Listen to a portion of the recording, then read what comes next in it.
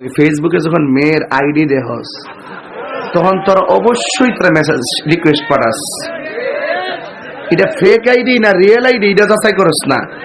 পরে আবার এটা ওই হেমাদা আবার এটা অ্যাকসেপ্ট করে মজা লইবার লাগে। ঠিক আছে, হেমাদা কেডা হিডা হিডা কেডা হিডা হিডা আবার অ্যাকসেপ্ট করে। অ্যাকসেপ্ট কইরা পরে আবার তে মেসেজ পাঠা, হাই ভালো মেয়ে হইলে কইবা আমি নাই। আর যে বালা না হ তাইলে কইবা কে বলছেন, কে বলছেন? আমি মানিক বলছি। আপনি কে? আমি সুইটি বলছি। এই যে একটা প্যাচ লাগলো প্রথম দিন, দ্বিতীয় দিন আসলে সুইটি কিনা অডিওতে একটা কল দেই। বাস্তব কথা বলছি, তোর ভিতরে কথা বলতেছি। আমি মানুষের মনের মিদুরিতে মাধুরীতে মিশে কথা বলি, ঠিক কিনা? আমি তোর রক জানি না। এরপর রাত্রে মেসেজ যখন কইছে ওকে হয়ে গেছে গা, একটা অডিও কল দে। যখন দেখে ফোনটা ঠিক একটা মেয়ে ধরে ফেলাইছে, মোটামুটি কলটা ঠিক আছে।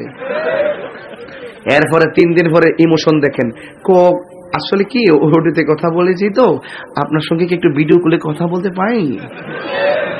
পারি না কিন্তু পাই, মানে খুব শুদ্ধ করে কথা বলে না পাই।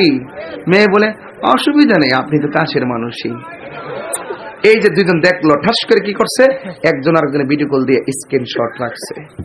কি শট রাখছে? এরপরে পরের দিন আমার মোবাইলে টাকা নাই, 500 টাকা দেন। পরে সে টাকা দেয় না, টাকা দিতে না, ছবিটা কিন্তু স্ক্রিনশট দেওয়া আছে। এই টিকটক ভিডিওরে ভাইরাস পাইছে কিশোরী মেয়েরা আর যুবক পোলাপান। কিশোর গ্যাং, কিশোর গ্যাংকে দাফন করতে হইব। এইগুলা আমি দাফন করতে পারতাম না।